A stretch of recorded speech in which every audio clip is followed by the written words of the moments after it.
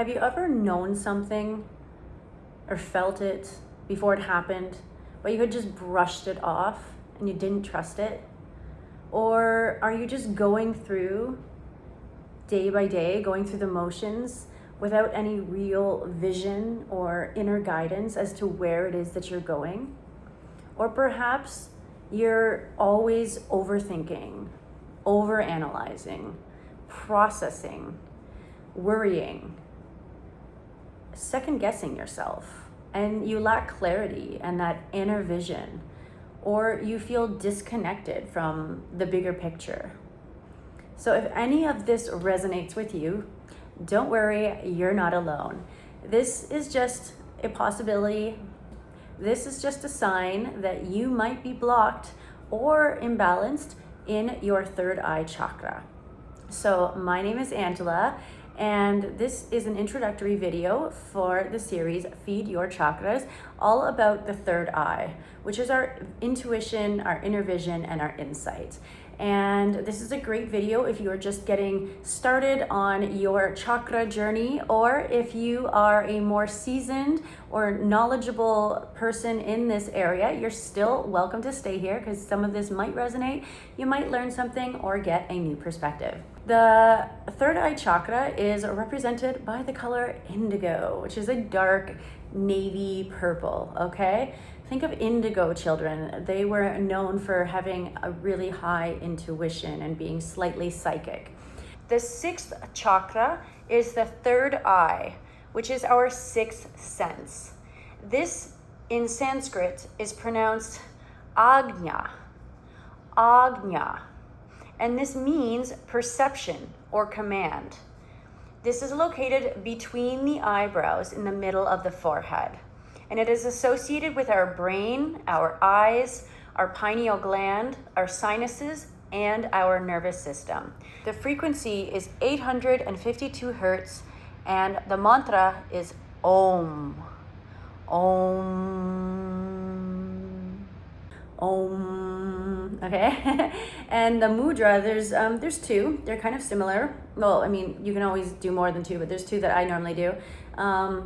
So you create a pyramid, and no, this isn't the Illuminati symbol, it's not like that. What we do is we take the index fingers and the thumbs and the middle fingers, and you kind of fold it like that. And you can place this over your third eye. Alternatively, this is another one where you just touch the fingerprints or fingertips together, and you create a little pyramid like that, okay? And you can also hold this up here. When I do this, I actually point it down just because that's what feels comfortable for me when I'm meditating.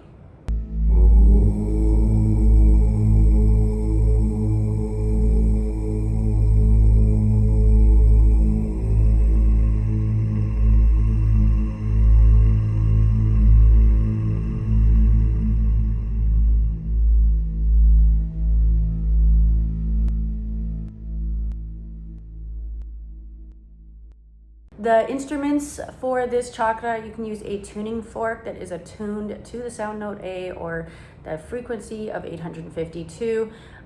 Spirit flute, really light sounds, crystal bowls, as we get into the higher chakras. The third eye is governed by our insight, our inner vision, our imagination, our intuition.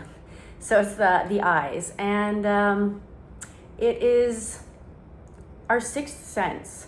So we have five senses that we use in the material world, in the lower dimension that we like navigate. We have our taste, touch, sight, smell, and sound. But this is our vision that goes beyond what we can see with the eyes. I mentioned in another video that we, have way more than five senses, and we can get into the clairsentience, right? And that's when you can feel things intuitively, you can hear things intuitively, you can see things intuitively. Claircognizance is just where you know things. So there's a whole bunch of different ways that we can intuitively connect to the higher dimensions, right? As we are in the higher dimensions, it's a lighter frequency or lighter density, and we can connect with things because we are very limited in our photo perception in the material world, but that doesn't mean that we have to be disconnected from what is there, right? The truth that surrounds us, because we live in a very dense planet and a dense matter, but there are things happening at a much higher vibration and frequency that we can't necessarily see with the untrained eye. But we can see them, we can feel them, they are there existing, right? And the more, and actually everybody has this capacity. The thing is, most of us become disconnected from it. But the more that we attune our practice, the stronger your intuition can get, okay? It's just a practice. And like I said, if you felt something and you didn't act on it, and then afterwards you were like, oh man, I knew that. That was your intuition. So if that has ever happened to you, it is there. It's just you're not listening. And so it's also governed by your ability to recognize patterns, symbolism, because you're taking meaning. You're making meaning from things and understanding them in a way that's a little more abstract, and it's not like a direct communication where you're told something or reading it. You are understanding it in a different level of communication. It's understanding the truth. So as we get into the fifth dimension, and then this is the sixth dimension, is like the sixth chakra, which is the sixth sense. It's still everything's kind of governed by truth and clarity and transparency, right? It's very open and light, and there's no need to hide stuff because everything's so light. There's like no shadows, right? And it's connected to our ability to focus and to see and to dream. To daydream is actually a really powerful way to tap into your imagination, to tap into your intuition, because all of what you're seeing is some way, shape, or form intuitively guided. It's something that your higher self is imagining for you. If it's on like the better end, okay, there's a lot of ways people sometimes confuse intuition with fear, right? But we'll get into that a little bit later. It is visualization, and once again, imagination, and your spiritual awareness. So as I mentioned, like there are things happening, and like, babies, animals, they can sense things that we don't always necessarily tune into because we're distracted or we're focusing on things that are happening around us, and we're not as attuned to feeling the energies, right? But energy is everything. So when you're more spiritually aware, you can sense shifts in energy. That is also very intuitive. And it is the connection between logic and intuition. And it's also connected to our intention as well. You can be imbalanced in the third eye in a number of ways. You can be overactive, you can be underactive, and you can be blocked. Completely blocked. I still think you can get through, but there's a lot of things working against us to block it, but you can always unblock it. It just might take a little more work if you have been exposed to certain things or ways of thinking, and you have to undo the patterns and the programming. But if it's underactive, you're gonna have a lack of clarity. You're gonna be really indecisive, and maybe even have brain fog, like mental fog. Like you're not really sure. Things kind of seem foggy and grainy. Like when you are very focused and clear, you know exactly where you're going. You have that clear path, you can see it. When you lack that, that's the mental fog. You can have difficulty focusing, remembering things. Also, with dreams, you can have a trouble recalling dreams, or you're not able to daydream, you can't use your imagination. Some people really struggle with visualization, and we all have different strengths and whatever, but I feel like we can all practice this and strengthen it. I do believe that if we practice things enough, we can actually reprogram ourselves. It's epigenetics. I really am a huge fan of that. Neuroplasticity also is another word for it. If you constantly get headaches or sinus problems or sinus infections, that could be an indication that it is underactive or sluggish. Feeling lost, like you lack direction, is another kind of metaphoric way of deciphering some sort of imbalance. trouble sleeping because it's connected to our circadian rhythm, insomnia even, because that's when you can't sleep at night when it's dark, and it's like connected to light, and our dream state, which is also connected to our more spiritual self. I actually have always been, like, I found it very difficult to remember my dreams, but I've always been very intuitive. So you don't have to have all of these, okay? Sometimes you can be really strong in one aspect and another one.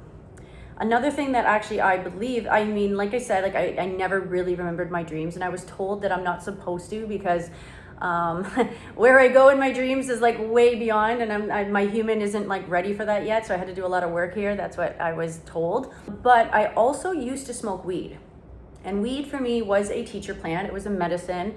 It really helped me actually tap into my intuition at first, but then it became more of an addiction where I was doing it constantly. And when I smoked weed, I never was able to dream. And then when I stopped smoking weed, I started dreaming. So now I don't recall my dreams all the time, but I do once in a while. When I do, it's very foggy. I have some friends, like my friend Guy, for example, he writes books based on his dreams. I'm not that person. I might get like a little detail or remember something that happened, but it's, we're all at different levels. And an overactive third eye would be almost like an obsession with the metaphysical realm or conspiracy. I'm not saying like conspiracy theories aren't true or anything like that, or that they're even theories, okay? But just when you're so fixated on all of these things happening in the unseen world, that it's kind of like overriding your own reality, like right here in front of you. And spiritual bypassing is another one, because spirituality is about facing shadows and confronting the darkness, right? We can't always be in the light, right? You have to actually do the shadow work, and also address it in other scenarios or whatever, maybe if it's not directly impacting you, because we are all connected. And like the butterfly effect, what happens over here is going to affect us, because we are all one human race, one planet, right? We are actually like parts of the planet.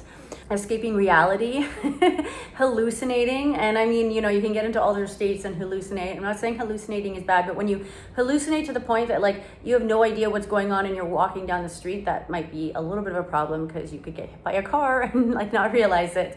So you're not able to discern between like what's imaginary and what is real, Also not being able to discern what is your inner voice and your inner guidance, and what is fear, and letting the fear override. And so when this happens, because I've had some people ask me this, when you get that little voice or whatever, and it feels like an alarm, like just before you react, just tune in. And is it coming from a place of fear, or is it coming from a place of guidance and empowering? Because your intuition is always going to lead you into the higher version of yourself. Like that's what it wants. It's the ego that wants to keep you safe and control things and stuck in survival, right? Because it wants us to be safe. That's what it's there for.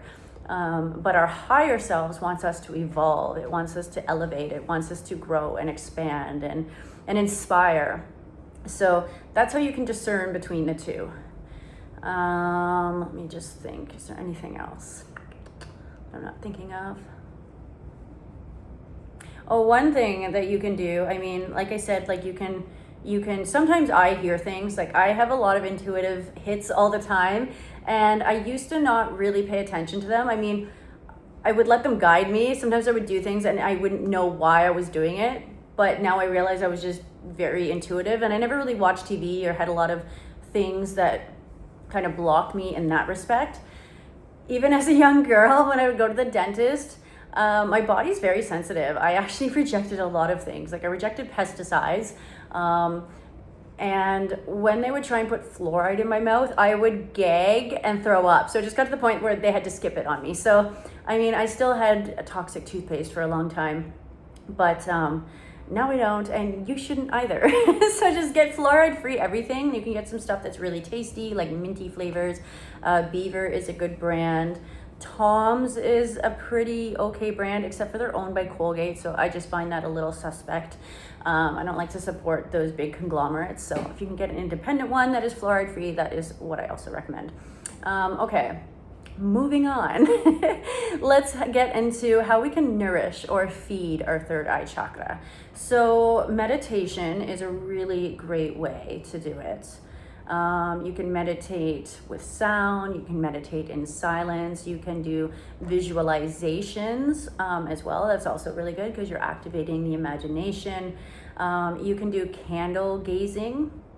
And when you're doing visualization, it's always important to connect to the sacral and to embody the emotion. It just makes that much more powerful and aligned and embodied. Journaling your dreams, remembering them, bringing that into this reality by like that manifestation of actually like transmuting it and writing it, making it real in this physical world. Or if you get like intuitive messages, writing those down or something. You know, when I was in university, I went to the school for, sorry, that wasn't a confirmation burp. I went to OCAD, so it was a creative school. It was the School for the Imagination. And they always told us to keep a little journal because we get inspired all the time, right? And we're supposed to write these things down. So for me, I've been doing this like forever, but it is a really good practice because if you're ever thinking about something, like the universe, the world is always communicating with you. Whether it's like you hear a song and you're like, that is the song I needed to hear right now because those lyrics just spoke to me. Or you're like walking down the street and a bus will drive by, right? Like, and there's a message on it that like you were contemplating. All of those things aren't coincidence. Those are real. Those are signs. That's your intuition connecting to the metaphysical spiritual realm.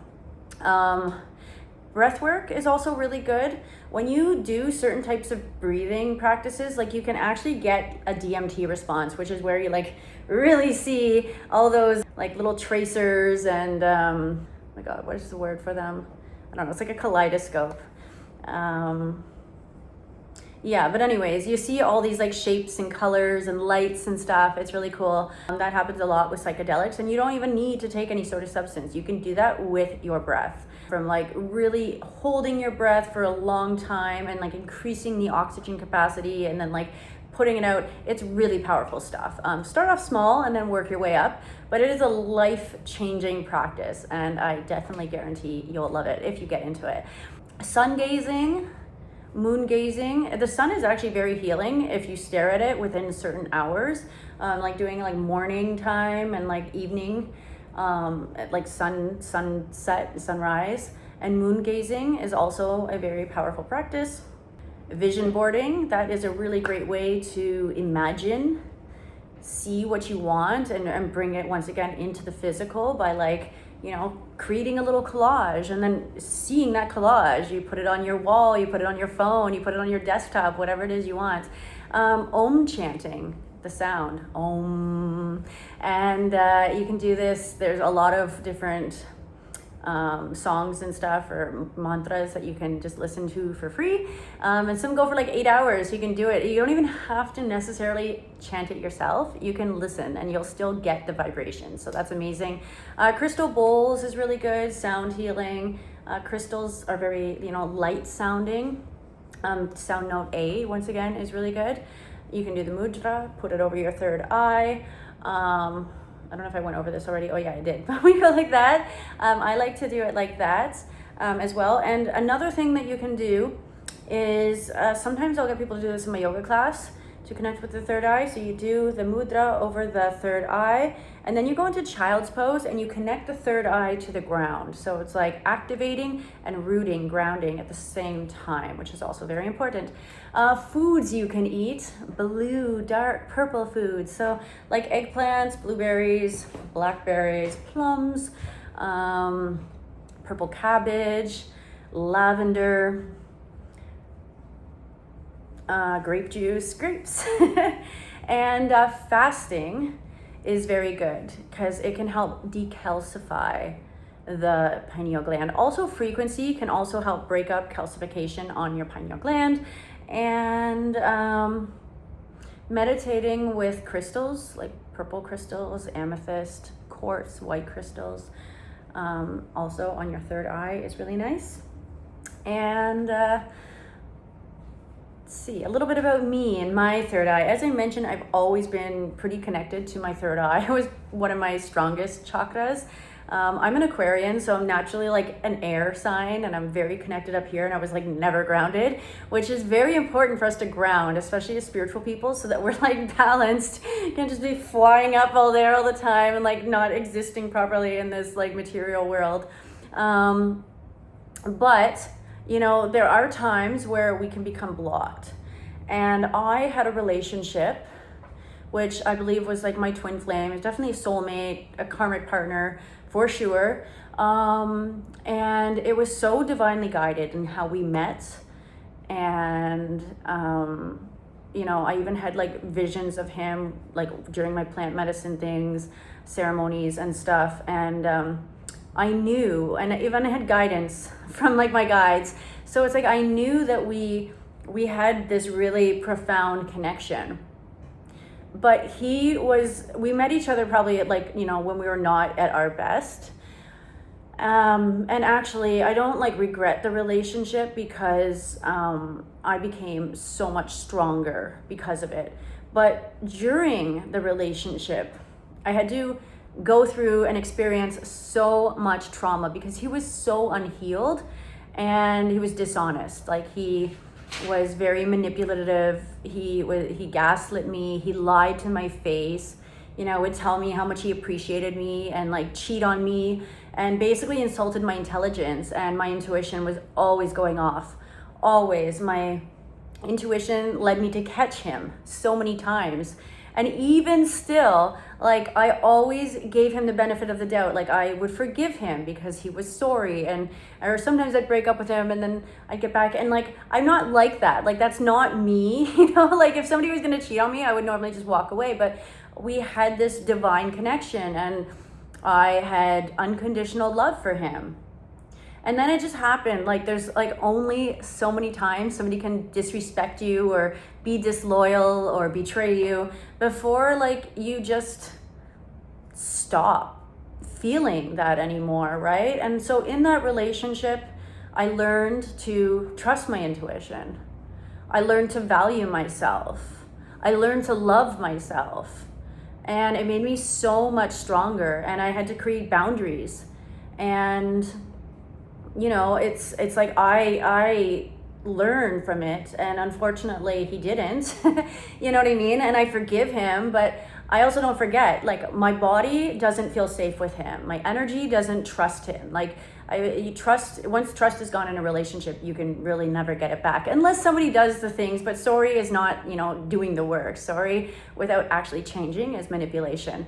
And so that was the one time, because I was blinded by my own love, that I didn't trust my intuition. My guides would intervene, so many things would happen, and I still gave him the benefit of the doubt. And like now I can say that will never happen again, because I know my worth, I value myself, I can communicate my truth, I can express my boundaries, and I like I honestly would rather be alone than be with somebody who's gonna lie to me, right? So that relationship though really strengthened my intuition, because I realized how much I was ignoring it and how much it prevented me from like moving on earlier.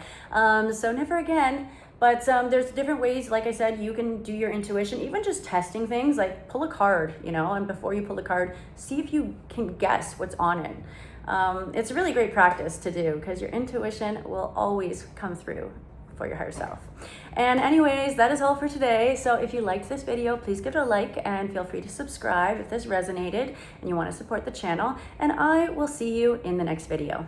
Bye.